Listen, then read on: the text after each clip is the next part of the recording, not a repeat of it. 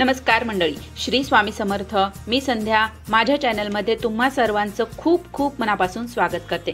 बघा मंडळी, मराठी महिन्यातील पौष महिना सुरू झालेला आहे आणि या पौष महिन्यामध्ये प्रत्येक रविवारी सूर्यनारायणाची पूजा, आराधना, उपासना केली जाते. त्यांचं व्रत केलं जातं. तर हे आता आपल्याला उद्याच्या म्हणजे 5 जानेवारी 2025 या दिवशी आपल्याला हे रविवारचं व्रत करायचं आहे. पहिला रविवार आहे पौष महिन्यातील.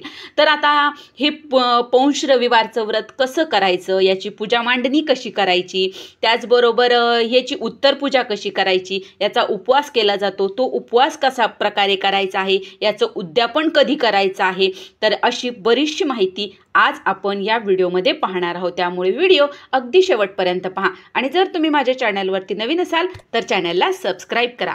तर बघा मंडळी, हे पौष रविवारची पूजा मांडणी जी आहे, तर ही पूजा मांडणी प्रत्येक भागामध्ये प्रत्येक ठिकाणी वेगवेगळ्या पद्धतीने केली जाते. तुमच्याकडे जशी केली जात असेल तुम्ही त्या प्रकारे करू शकता. जर नाही माहीत तुम्हाला तर तुम्ही या प्रकारे करा. तर बघा, आता ही पूजा, हे जे रविवार आहेत, हे पौष रविवार का करायचे असतात, तर बघा, सूर्याच्या पूजेने आपल्याला, त्यांच्या आराधनेने, दर्शनाने, सौर स्नानाने अनेक आपल्या व्याधी दूर होत असतात. आपले रोग नाहीसे होत असतात. डोळ्याचे, त्वचेचे, हाडाचे आरोग्य आपले सुधारत असते. सूर्यदेवाच्या पूजेमुळे आपल्या त्वचेचे तेज वाढत असते. सूर्य हा प्रकाश, ज्ञान, तेज, उष्णता, सातत्य, परोपकार, सामर्थ्य यांचे प्रतीक मानलेले आहे. बघा, आपल्या जीवनातील अंधकार, अज्ञान ते नाहीसे करत असतात. आणि बघा, सूर्यदेवांची कृपा ज्यांच्यावर होत असते त्यांचं आरोग्य सुधारतं, त्यांच्या बुद्धीचं तेज वाढत असतं. असे हे सूर्यदेवांचा आशीर्वाद प्राप्त करण्यासाठी आपल्याला हे पौष रविवारचं व्रत करायचं आहे. तर बघा मंडळी, असं हे पौष रविवाराला अनन्यसाधारण असं महत्त्व देण्यात आलेलं आहे. आता हे पौष रविवारची आपल्याला पूजा कशी करायची आहे हे जाणून घेऊया. बघा मंडळी, ही पूजा आपल्याला, आता ह्याची पूजा कशी करायची, तर बघा, रविवारी सकाळी लवकर उठून शुचिर्भूत होऊन आपल्याला सूर्योदय व्हायच्या अगोदर आपल्याला केस विंचरून घ्यायचे आहेत. कारण असा एक नियम आहे या पूजेमध्ये की तुम्हाला दिवसभर केस विंचरता येत नाहीत. तर त्यामुळे तुम्ही सकाळी लवकर उठून सूर्योदय व्हायच्या अगोदरच आपल्याला केस विंचरून घ्यायचे आहेत. आणि नंतर सूर्योदय झाल्याच्या नंतर सर्वात अगोदर आपल्याला अर्घ द्यायचा आहे सूर्यनारायणाला. आता सूर्यनारायणाला अर्घ कसं द्यायचं, तर एका तांब्यामध्ये पाणी घ्या, त्यामध्ये काळे तीळ टाका, थोड्याशा अक्षता टाका, हळद कुंकू टाका, फूल टाका लाल, आणि त्यानंतर थोडासा गुळाचा खडा टाकायचा. आणि त्यानंतर सूर्यदेवाचं नामस्मरण करत करत जो कुठला तुम्हाला मंत्र येत असेल तो मंत्र म्हणत म्हणत तुम्हाला सूर्यदेवाला अर्घ द्यायचा आहे. आणि नंतर आपल्याला पूजा करायची आहे. तर 9च्या अगोदर आपल्याला पूजा करून घ्यायची आहे. आपल्याला लाल वस्त्र परिधान करायचे आहे स्त्रियांनी आणि आपल्याला ही पूजा करायची आहे. बघा, ही पूजा करताना आपल्याला, ही पूजा तुम्ही तुमच्या अंगणामध्ये, जिथून सूर्यकिरण आपल्या अंगावर पडतील तिथे आपल्याला अंगणामध्ये बसून तुम्ही करू शकता. जर तुम्ही शहरात राहताय तर तुम्ही तुमच्या गॅलरीमध्ये, कुठेतरी ऊन येतच असेल तिथे सुद्धा तुम्ही ही पूजा करू शकता. नाही शक्य झालं तर तुम्ही तुमच्या देवघराच्या समोर सुद्धा ही पूजा मांडणी करू शकता. आता आपल्याला काय करायचं आहे, जिथे पूजा मांडणी करायची आहे ती जागा आपल्याला स्वच्छ करून घ्यायची आहे. तिथे पाट ठेवायचा आहे, त्यावर वस्त्र अंथरवा. नसेल तर तुम्ही फक्त, आपल्याला सूर्यदेवाची प्रतिमा काढायची आहे, त्यामुळे रांगोळीने तुम्ही प्रतिमा काढू शकता. किंवा जर तुमच्याकडे रक्तचंदन असेल तर रक्तचंदनाने सुद्धा तुम्ही ही सूर्यदेवाची प्रतिमा आपल्याला काढायची आहे. तर शक्यतो रांगोळीनेच काढली जाते. तर अगोदर आपल्याला दिवा लावून घ्यायचा आहे आणि सूर्यदेवाची आपल्याला प्रतिमा रांगोळीने काढायची आहे. त्याच्यासोबतच आपल्याला एक आदित्य, राणूबाई सुद्धा काढायची आहे आणि सूर्यसुद्धा. त्याच्यासोबतच आपल्याला एक स्वस्तिक काढायचं आहे. आणि त्यानंतर आपल्याला त्यांची पूजा करून घ्यायची आहे. गणपतीची पूजा करून घ्यायची आहे. गणपतीवर जोडपानावर, विड्याच्या जोडपानावर गणपती ठेवायचा, त्यांची पूजा करून घ्यायची आहे. आणि म्हणजे सूर्यनारायणाची पूजा, हळद कुंकू, अक्षदा, धूप, दीप त्यांना दाखवायचा आहे.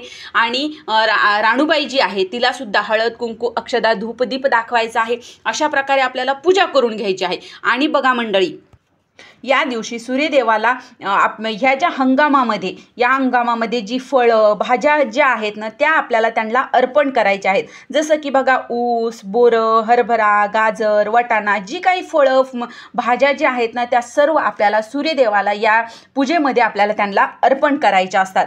तर ही अर्पण केल्याच्या नंतर गुळ खोबऱ्याचा देखील आपल्याला या दिवशी नैवेद्य दाखवायचा आहे। बऱ्याच ठिकाणी बघा मुगाच्या डाळीची खिचडी केली जाते आणि ती सुद्धा त्यांना नैवेद्य म्हणून त्यांना अर्पण केली जाते। तर अशा प्रकारे आपल्याला पूजा मांडणी अगदी साधी सोपी पूजा मांडणी करायची आहे। पाटाच्या समोर रांगोळी काढायची आहे।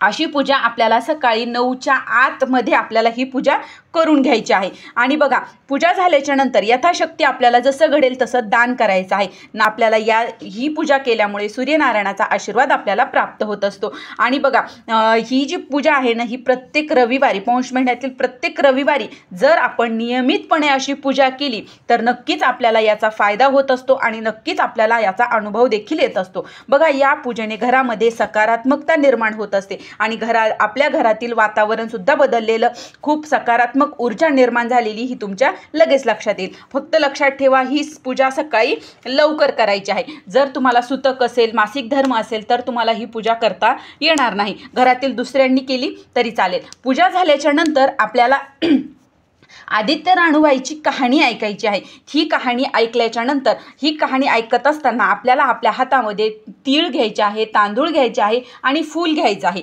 आणि कहाणी पूर्ण ऐकून घ्यायची। ऐकल्याच्या नंतर हे जे आपण हातामध्ये घेतलेलं आहे तीळ, तांदूळ आणि फुलं हे आपल्याला सूर्यनारायणावर आदित्य राणूबाईवर अर्पण करायचे आहेत। अशा प्रकारे आपली कहाणी झाल्याच्या नंतर आपल्याला आरती करायची आहे। नैवेद्य आपण अगोदरच दाखवला आहे तर आरती करायची आहे आणि घरातील सर्वांनी या पूजेचा आपल्याला आशीर्वाद घ्यायचा आहे। आता बघा बरेच जण या दिवशी उपवास करतात। ज्यांना शक्य होत असेल त्यांनी आवर्जून या दिवशी उपवास करायचा आहे। आता हा उपवास कसा करायचा बघा हा उपवास कसा करायचा तर बघा आपल्याला एक वेळेस जेवण करून हा उपवास करायचा असतो आणि त्यानंतर उपवास झाल्याच्या नंतर आपल्याला सायंकाळच्या वेळेला सूर्य अस्ताच्या वेळेस अस्त जेव्हा सूर्य होईल त्यावेळेसच किंवा त्याच्या अगोदरच आपल्याला ही पूजा उचलून घ्यायची आहे।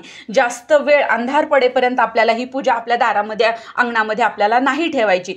सूर्यास्ताच्या वेळेस त्याच्यावर अक्षदा टाकायच्या, हळद कुंकू व्हायचं आणि सर्व पूजा आपल्याला उचलून घ्यायची आहे आणि जे फळं भाज्या वगैरे जे आपण अर्पण केलेले आहेत ते प्रसाद म्हणून आपण घरीच खायचे आहेत।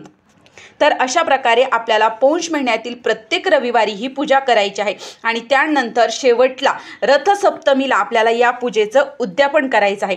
तर अशा प्रकारे आपल्याला पौष महिन्यातील रविवारी सूर्यनारायणाचं व्रत करायचं आहे। तर ही माहिती मला आज तुमच्यापर्यंत पोहोचवायची होती की कशी पूजा करायची, काय करायची। जर तुम्हाला हा व्हिडिओ आवडला असेल व्हिडिओला लाईक करा, जास्तीत जास्त लोकांपर्यंत हा व्हिडिओ शेअर करा आणि माझ्या चॅनलला सबस्क्राईब करा। श्री स्वामी समर्थ।